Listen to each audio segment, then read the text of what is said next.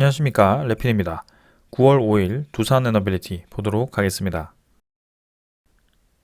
증시부터 보겠습니다. 코스피 0.24% 하락했고요. 코스닥은 1.84% 하락했습니다. 자, 오늘도 장이 시작은 상승을 시작했지만 후반으로 갈수록 계속 밀리면서 진행이 되었고요. 네, 역시나 이제 환율이 급등을 하면서 좋지 않은 시장이 이어진 것 같습니다. 오늘은 먼저 환율 시장부터 보겠습니다. 1370원이고요. 7.5원 상승해서 0.5% 상승했습니다. 그래서 환율이 지금 끝없이 좀 올라가면서 상당히 좀 우려스럽게 진행이 되고 있고요. 우리가 예상했던 것보다도 좀 강하게 환율이 올라가고 있습니다. 그래서 적정선을 끝내고 이제 떨어지지 않고 오히려 그 이상으로 지금 환율이 치솟으면서 그 사이클 자체가 더 위로 상승을 더 강하게 하는 모습이고요. 1,400원까지도 지금 목전에 두고 있습니다. 그래서 이미 IMF 이후에 외환 위기 이후에 지금 1,370원을 넘었던 적은 처음이라고 얘기가 나왔고요. 그만큼 지금 환율 시장이 굉장히 불안하다 이렇게 좀 보여집니다. 그래서 이전에 우리가 고점 라인이라고 지정했던 그 라인을 지금 한참 벗어나서 지금 환율이 더 올라 버린 상황이고 우리나라에 대한 그 기준금리가 0.25%씩 올라가고 그다음에 미국에 대한 기준금리가 0.75% 이렇게 이제 예상이 되다 보니 지금 상황에서는 아직까지는 차이가 좀 뭐 크게 벌어지지 않았지만 앞으로 이제 벌어질 수 있는 그 차이가 크다라고 생각이 되었고 첫 번째는 그다음에 두 번째는 달러가 전체적으로 강세를 보이고 있습니다. 그래서 달러로 이제 시장이 좀 이제 빨려 들어가는 그런 모습이 좀 나오고 있고 그다음에 세 번째는 시장에 대한 그런 불확실성이 아직까지도 증가를 하고 있다. 네. 러시아 우크라이나 전쟁이 지금 계속 장기화가 되면서 거기에 있어서 지금 러시아가 결국에는 가스관을 잠궜고요. 그 에너지 대란이 일어나고 거기에 대한 추가적인 또 보복 조치가 나올 가능성도 충분히 있습니다. 그리고 미국과 중국의 그런 또 신경전이 이어지면서 미국이 이제 중국 쪽에 그 반도체 칩이죠. 인공지능을 위한 반도체 칩을 이제 수출을 하지 않겠다라고 발표를 해버리면서 굉장히 또 상황이 좀 복잡해지고 있습니다. 그래서 일단 여러 가지 이유 때문에 환율이 급등을 하게 되었고 지금 원 달러도 상당히 이제 많이 올라간 상황입니다. 그래서 이전에 볼 수 없던 그런 시장이 지금 펼쳐지고 있는 상황이고요. 그동안 이제 우리가 뭐 잘 버티던 그런 코스피, 코스닥 그런 종목 지금 지수도 좀 이제 영향을 받기 시작했습니다. 그래서 그동안 열심히 매수했던 그런 외국인 투자자가 최근에 매도를 하기 시작했고요. 9월 달 들어서는 지금 3일 연속 매도를 좀 하고 있습니다. 뭐 크게 많은 양은 아니지만 좀 확실히 옵션 만기일까지는 좀 더 봐야 될 것 같고요. 9월 옵션 만기일 다음 주, 그죠? 그 다음부터 본격적인 매도가 또 이어지는지 그런 것들을 좀 봐야 될 것 같습니다. 그래서 확실한 것은 지금 긍정적인 방향보다는 좀 좋지 않은 방향으로 진행이 되고 있다라는 것은 확실합니다. 자, 그래서 일단 더 상황을 봐야 될 것 같고요.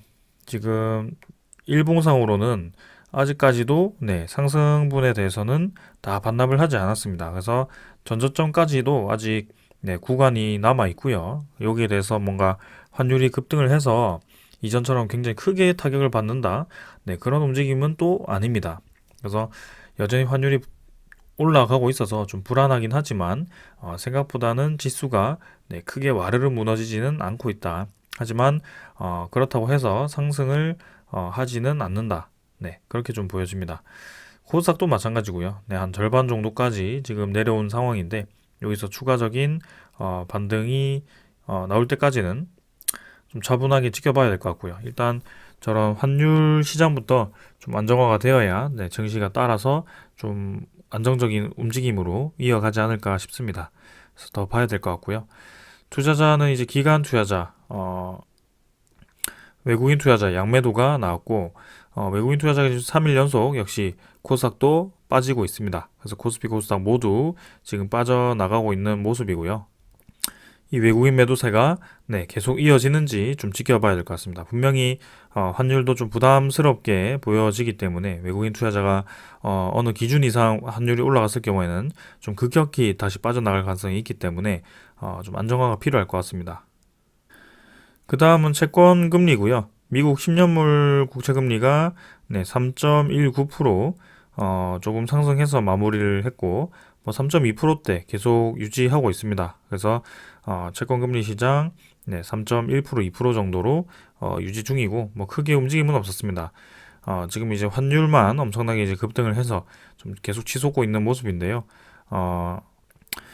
요때와 요때 딱 두 번 정도 넘어갔었네요. 그래서 2007년 금융위기, 그리고 요때, 지금입니다. 그래서 혹여라도 이 이상 올라갔을 때 그 뒤에 이제 어떻게 됐는지, 환율이 어떤 식으로 떨어졌는지를 좀 보게 된다면, 다음도 좀 생각을 해볼 수도 있을 것 같고요. 근데 다만 좀 다른 점은 이제 요때는 그런 엄청난 악재 때문에 급격하게 올라갔던 것이고 지금은 빠른 금리 인상 때문에 올라가는 것이기 때문에 또 얘기가 달라질 수도 있습니다. 그래서 과거의 데이터를 너무 맹신하기보다는 지금은 완전히 다른 상황일 수도 있기 때문에 좀 거기에 대해서 차분히 한번 지켜보도록 하겠습니다. 그래서 그런 글로벌 경기가 조금 침체가 되더라도 지금 인플레이션을 잡는 데 초점을 두고 금리를 마구마구 올리고 있기 때문에 그런 인플레이션이 잡히는 구간, 그때가 왔을 때 환율이 떨어질 것을 아마 기대할 것 같습니다. 그래서 그런 시기가 올 때까지는 당분간은 좀 강달러, 환율이 좀 강하게 움직일 것 같고요. 거기에 대해서는 천천히 한번 지켜봅시다. 그 다음에 선물 지수고요. 미국 증시 좀 하락을 하고 있고, 그 다음에 유럽 증시도 지금 2%뭐 그 이상 좀 하락을 하고 있습니다. 그래서 증시 전체가 확실히 좀 반등을 이어가던 그런 추세에서 다시 한번 좀 떨어지는 방향으로 진행이 좀 되고 있고요. 그래도 그렇다고 해도 이제 상승분을 모두 반납하지는 않았습니다. 그래서 아직까지도 그 불씨를 살려놓고 있는 상황이고, 그 하락이 나오더라도 분명히 이제 바닥 라인을 잡아가는 그런 과정을 겪을 것이고요. 이전처럼 그렇게 바닥을 계속 깨면서 추가적으로 내려가기에는 이제는 증시가 좀 많이 내려와 있는 것이 아닐까 그런 생각을 해보면서 천천히 한번 지켜보는 것으로 하겠습니다. 자, 오늘은 이 정도로 증시 보고요. 종목으로 넘어가도록 하겠습니다. 두산에너빌리티 보겠습니다. 200원 하락해서 1.05% 하락했고요. 18,900원으로 마무리를 했습니다. 자, 오늘도 추가적으로 하락이 나왔고요.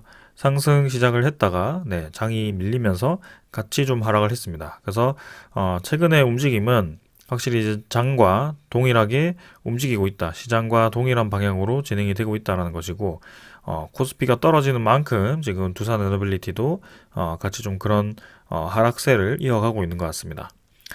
시간의 가격은 이제 18,800원으로 마무리를 했고 시간의 거래량은 뭐 마지막에 조금 붙었지만 전체적으로는 뭐 크게 많은 편은 아니었습니다.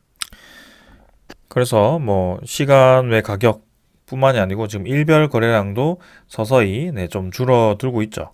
그래서 880만 주가량 진행이 되었고 지금 사실상 하락을 시작한 것은 5일 연속 지금 시작이 되었고요. 그 이전부터 하락을 해서 이제 고점부터 하락을 했다면 22,600원 정도에서부터 지금 18,900원까지 하루도 이제 반등 없이 좀 이렇게 하락을 한 상황입니다. 그래서 우리가 상승하는 구간에서 좀 위로 거래량을 터뜨리면서 올라가 주길 바랬지만 지금 이제 블록딜에 대한 이슈와 함께 좀 반대로 거래량이 터지면서 주가가 고점 대비해서 한 15%, 한 20% 가까이 지금 좀 빠지는 그런 상황이 나왔고요. 그래서 좀 하락을 다 하고 나서 좀 자리를 잡고 있는 모습입니다. 그래서 상승도 이제 계속 이제 진행이 되었었고 하락도 지금 연속으로 좀 진행이 되면서 그동안 이제 상승에 대해서 좀 우리가 기대도 많이 했었고 이번 사이클에 좀 이 박스권을 돌파할 수 있다라는 그런 기대감을 가지고 진행을 했기 때문에 이런 하락분은 분명히 실망감을 줄 수 있다라고 저는 생각을 합니다.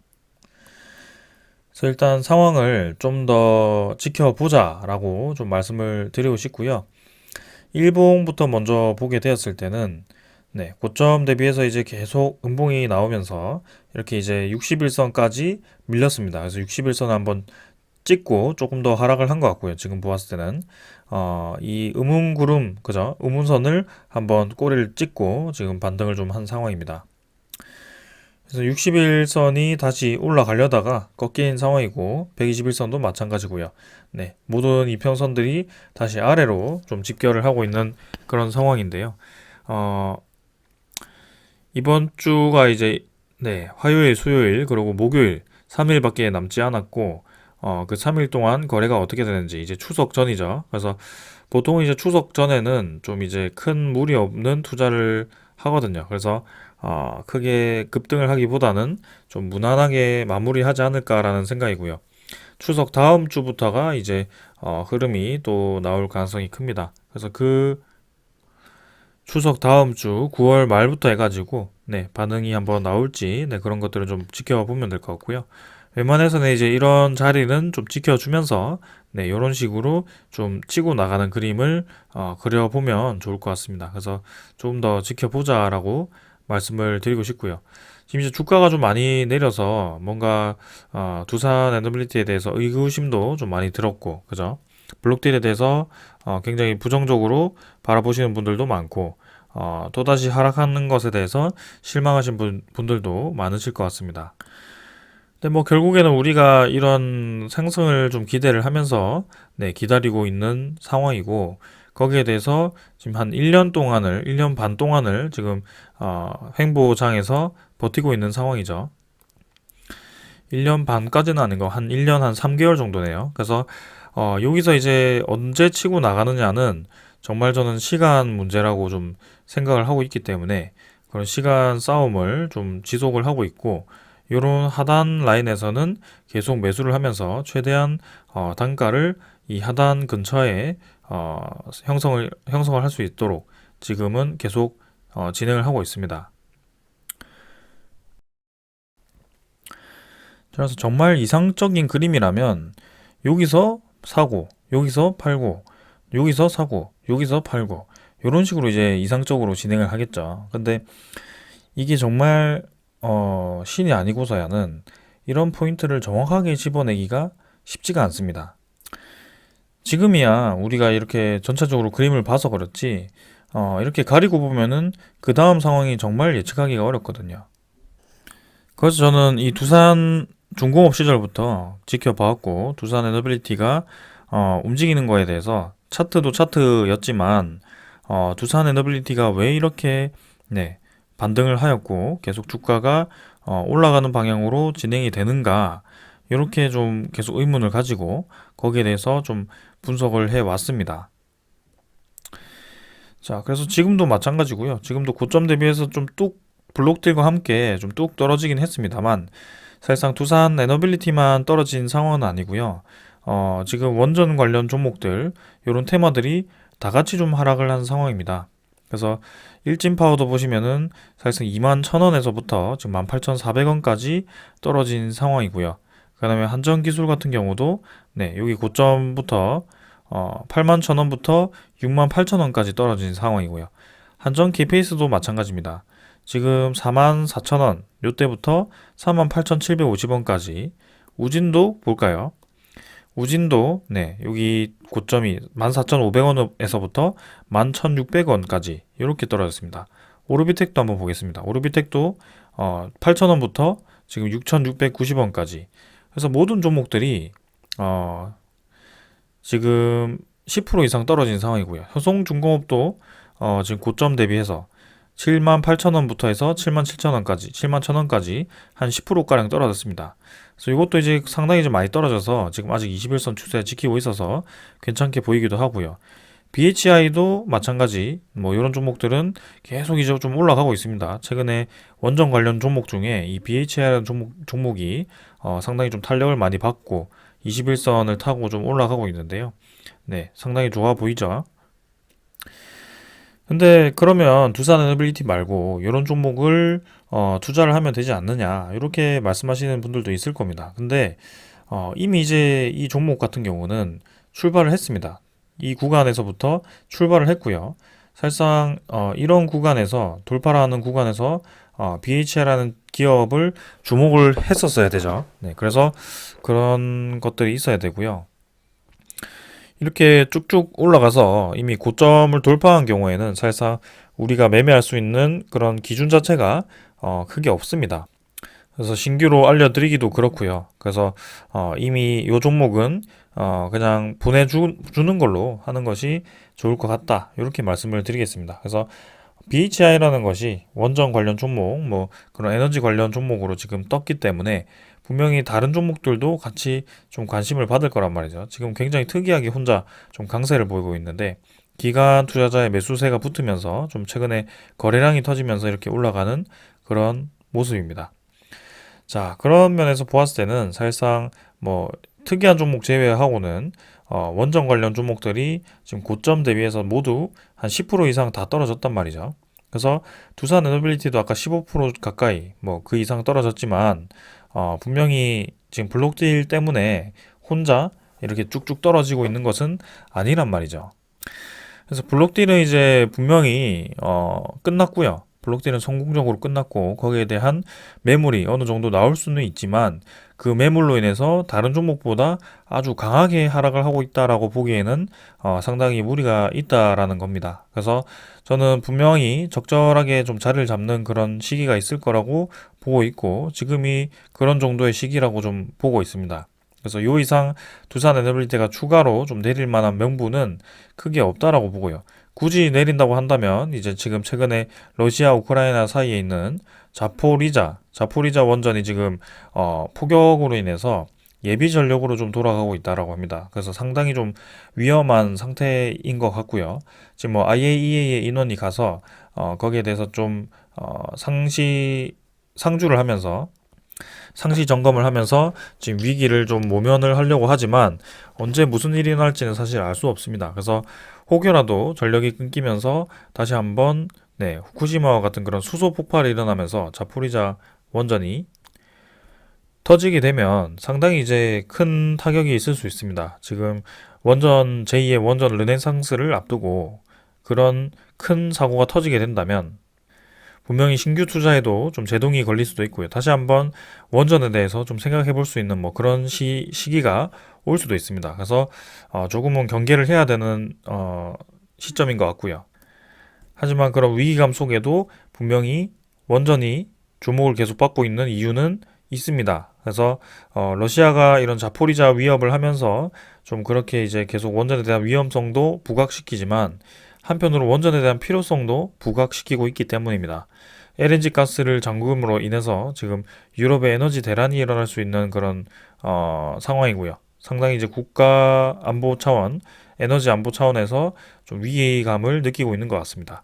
그래서 그런 상황들이 지금 이제 분명히 원전을 주목받게 했고요. 앞으로도 계속 주목받을 것으로 예상이 됩니다. 그렇기 때문에 우리가 지금 원전 관련 종목들을 주목을 하고 있고요. 에너지 관련 다른 뭐 수소 에너지라든지 풍력 에너지라든지 그런 태양광 에너지에도 관심을 가지고 있는 상황입니다. 그러면 원전 테마만 저렇게 크게 하락을 했느냐? 또 그것도 아닙니다. 우린 PTS, 풍력 발전 관련해서 지금 9,800원부터 7,600원까지 떨어진 상황이고요.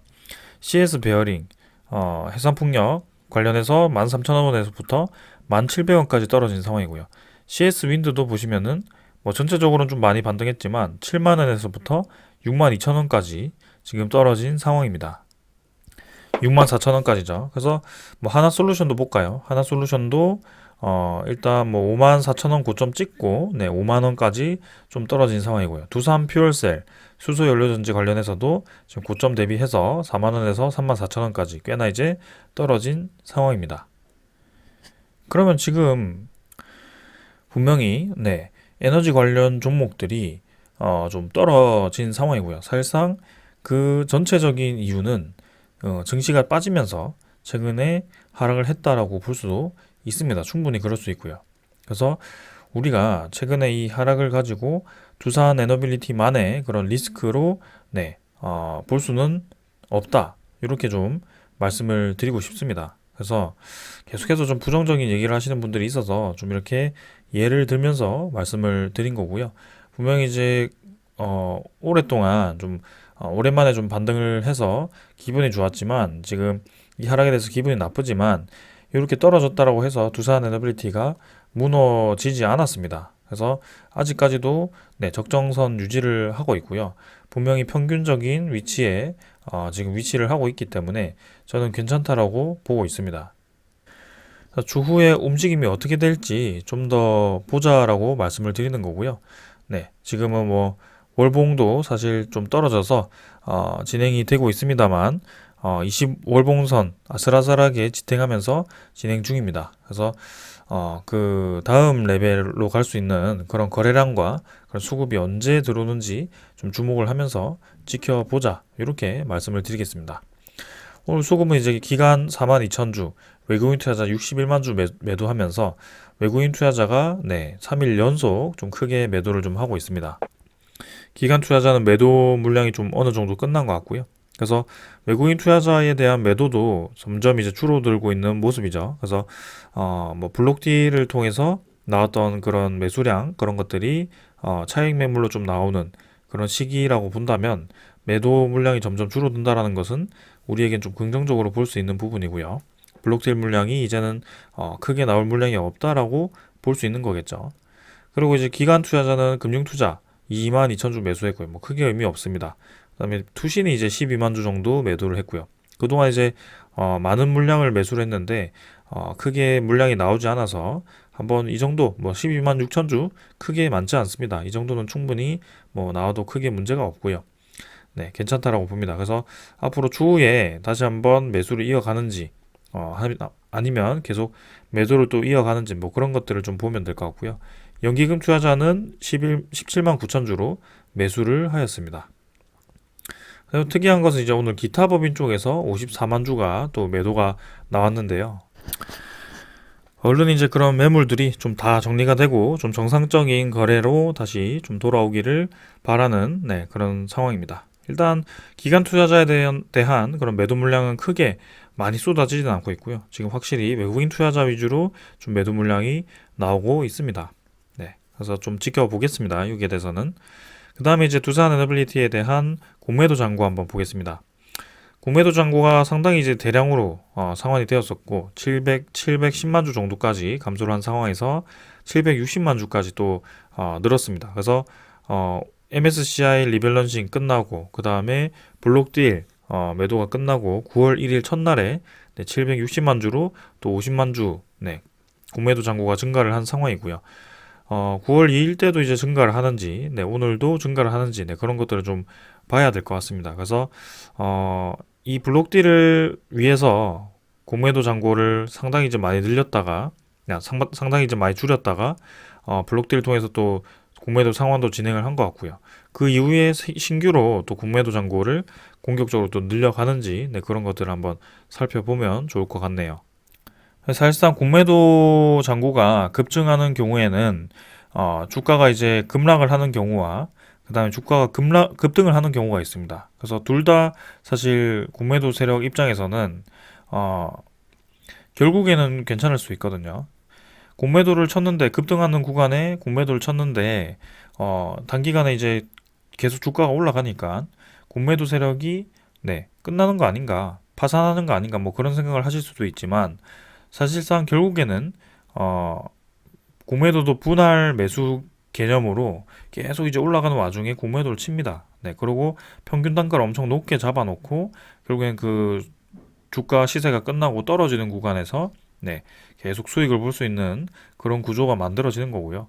급락 같은 경우는 분명히 어떤 소스가 있어야겠죠. 그래서 두산 에너빌리티를 떨어뜨릴 수 있는 급락 소스를 만들고 거기에 대해서 공매도를 이용하는 네, 그런 상황이 있을 겁니다. 근데 저는 사실 뭐 급락하기는 상당히 어렵지 않을까 싶고요. 이미 나올 수 있는 소식 다 나왔고 급등하는 경우에 이제 급증을 할 수 있다. 이 공매도 잔고가 급증을 할 수 있다. 이렇게 볼 수 있는데 일단 이 추후의 데이터는 좀 더 보도록 하겠습니다. 그래서 공매도 1 거래량도 점점 줄어가지고 오늘 37만 9천 주 정도 진행이 되었고요. 뭐 크게 무리 없이 네, 진행이 되고 있습니다. 그래서 요 며칠 동안 좀 더 이 데이터를 살펴보도록 하겠습니다. 그 다음은 두산 에너빌리티 대차 잔고 한번 보겠습니다. 대차 잔고 같은 경우는 체결이 11만 주, 상환이 15만 5천 주 이렇게 돼가지고 조금 상환이 되었고요. 네, 잔고는 2,840만 주 정도로 진행이 되었습니다. 그래서 대차 잔고가 뭐 크게 지금은 변화는 없고요. 국매도 잔고가 좀 많이 상환되었다가 오늘 좀 늘었는데 대차 잔고는 크게 변화 없었습니다. 그리고 신용 잔고도 보시면은 지금 상환 쪽으로 좀 많이 힘이 실리고 있습니다. 그래서 8월 26일, 29일부터 해가지고 9월 2일까지 신용 잔고가 659만 주까지 감소를 한 상황이고요. 확실히 많이 감소를 하고 있고요. 네, 여기에 대해서도 좀 더 지켜보도록 하겠습니다. 지금 이제 신용 금지는 끝났기 때문에 네, 신용 거래를 할 수 있거든요. 그래서 거기에 대해서 보겠습니다. 자, 외국인 추적 물량은 61만 주 매도해서 59만 주 정도로 네, 조금 줄었지만 여전히 많은 물량이었고요. 외국인 보율은 12.44%, 그래서 12%대는 유지했지만 계속 좀 감소를 하고 있는 상황입니다. 그래도 이제 평소 대비해서는 많은 물량이고요. 블록딜에 대한 그런 이해관계가 좀 끝났으면 좋겠네요. 그래서 모간서울, CS증권 지금 계속해서 좀 이런 식으로 빠져나가고 있고요. 특히 모간서울에서 좀 많이 매도를 하고 있습니다. 그리고 오늘은 미래에셋증권 요 증권사를 통해서도 좀 많이 나왔고요. 그래서 이런 외국인 투자자에 대한 매도 물량이 끝나고 이제 그런 모든 물량이 순환이 끝났을 때 본격적인 또 상승을 시작할 수 있지 않을까, 네, 그런 생각입니다. 그래서 최근 5일 동안의 이 거래를 보면은 네, 확실히 매도에는 CS증권이 많고요. 매수에는 한국증권이 많습니다. 그래서 공교롭게도 이 두 투자 증권사가 그 블록딜에 대해서 그 직접적으로 주관을 했죠. 네, 그래서 모간서울, 뭐 CS증권, 그다음에 뭐 JP모간 이렇게 해가지고 좀 상당히 이제 많이 빠져나간 그런 모습입니다. 그래서 반대 세력인 한국증권 요 세력 이 투자 증권을 통해서 들어온 그 세력이 어떤 세력인지도 조금 봐야 될 것 같고요. 일단은 지금은 네, 노선 정리를 좀 하면서 네, 천천히 한번 접근을 하도록 합시다. 그래서 오늘 결론은 주가 자체는 이미 전체적으로 좀 빠지는 경향이 있었고 두산 에너빌리티 블록딜을 통해서 좀 하락이 시작되었지만 사실상 블록딜을 통해서 내렸던 그 주가는 네, 크게 많지는 않았다. 그래서 블록딜 이외에도 지금 내려갈 만한 시장이었고요. 네, 거기에 대해서 모든 종목들이 좀 빠지는 그런 상황이 나왔다. 그래서 그 매도가 추가적으로 이제 나올 수 있는 물량이 좀 많이 줄었고 거기에 대해서 좀 잠잠해진다면 네, 분명히 다시 한번 반등이 나올 수 있는 상황이고요. 거기에 대해서는 어, 산업의 방향과 그런 전체적인 글로벌 움직임이 말을 해준다. 이렇게 결론을 짓겠습니다. 그래서 보시면은 자, 버티던 마크롱도 두 손을 들었다. 노후 원전 다시 돌리는 유럽 이렇게 또 기사가 나왔습니다. 핵심 내용부터 보시면은 에너지 위기 속에서 원전 재가동에 나서는 유럽, 러시아 국영 가스 회사 가즈프롬은 지난달 시설 점검을 이유로 유럽으로 향하는 노스트림 1관을 잠갔고요. 이어 가스 공급 규모를 평소 공급량의 20% 수준으로 대폭 축소했다라고 하죠. 그리고 최근에 며칠 전에 또 이제 가스관을 잠그면서 네, 유럽에 대해서 지금 이제 다가오는 겨울, 추워지는 그 겨울이 상당히 이제 우려스러운 상황입니다. 그래서 여기에 대해서 이제 에너지 가격도 계속 급등을 하고 있고 신재생 에너지도 분명히 한계가 있기 때문에 안정적인 기저 에너지원을 필요로 하는 그런 상황이 되었고요. 결국에는 원전 비중을 70%에서 이렇게 계속 뭐 50%까지 줄이겠다는 프랑스 마크롱 대통령이 다시 한번 또 올해 초 원전 강화 정책으로 180도 선회를 선언했다고 합니다. 그래서 폐기하기로 했던 원전의 수명을 연장을 하고 2050년까지 최대 14기 신규 원전을 건설하겠다라고 계획을 발표했다라고 하죠. 독일도 마찬가지입니다. 지금 세계에 대해서 이제 수명 연장을 할 수도 있다라는 얘기가 계속 나오고 있고요. 내부적으로도 아직도 갑론을박으로 네, 논의를 계속 진행을 하고 있는 것 같습니다. 영국은 이미 원전 비중을 상당히 이제 많이 늘리겠다라고 얘기가 나왔고요. 전체적으로 지금 유럽 이 시장이 지금 원전 쪽으로 향하고 있고 유럽뿐만이 아니고 이제 중동 시장, 그다음에 뭐 아프리카 시장, 뭐 아시아 시장 이런 시장들이 점점 확대가 되고 있습니다. 그래서 전 세계적으로 이제 지구 온난화에 대해서 뼈저리게 느끼고 있고요. 그 탄소를 줄이기 위해서는 그 궁백기, 에너지에 대한 궁백기를 무조건 메울 수 있어야 됩니다. 그래서 그런 안정적인 에너지원을 찾게 되는 것이고 그것이 원전이다. 이렇게 좀 진행이 되고 있습니다. 그래서 뭐 큰 이변 없이 진행된다면 분명히 이제 산업이 계속 커질 것이고 거기에 대한 관련 기업들이 관심을 많이 받을 것입니다. 그래서 우리나라가 특히 원전 기술이 좋기 때문에 그 핵심 기술을 가진 기업들은 주가가 올라갈 수밖에 없다라고 생각을 하고 있고요. 거기에 대해서 천천히 좀 지켜볼 예정입니다. 그래서 제가 계속 이전에도 주가가 좀 올라갈 때도 올 연말까지는 가져가보자라고 계속 말씀드렸던 거고요. 아직 연말이 되기에는 3개월 정도가 남았기 때문에 좀 더 천천히 한번 접근을 해보도록 하자 이렇게 말씀드리겠습니다. 자, 그 다음에 추가로 설명드릴 것은 이제 삼성물산과 LG, 그 다음에 두산 이렇게 해가지고 남해화학과 청정수소 사업 협력을 진행을 하기로 했다라고 합니다. 그래서 수소 산업에 대해서 한동안 잠잠했는데 다시 한번 그 MOU 체결을 하면서 또 이제 존재감을 드러냈고요. 이번 협약은 청정수소의 해외 생산부터 국내 도입 활용에 이르는 수소 산업 밸류체인 개발 전반에 이제 협력할 목적으로 체결이 됐다고 합니다. 그래서 수소 경제 활성화에 기여하기 위해 이 네 기업이죠. 네 군데 기업은 해외에서 생산한 청정수소를 암모니아 형태로 운반, 그 다음에 청정수소로 변환하고 화석연료를 대체하는 연료로 활용하기에 있어서 협력하기로 했다라고 합니다. 그래서 말이 좀 어렵게 돼 있는데 일단 뭐 두산 에너빌리티에 대한 역할만 알면 되겠죠.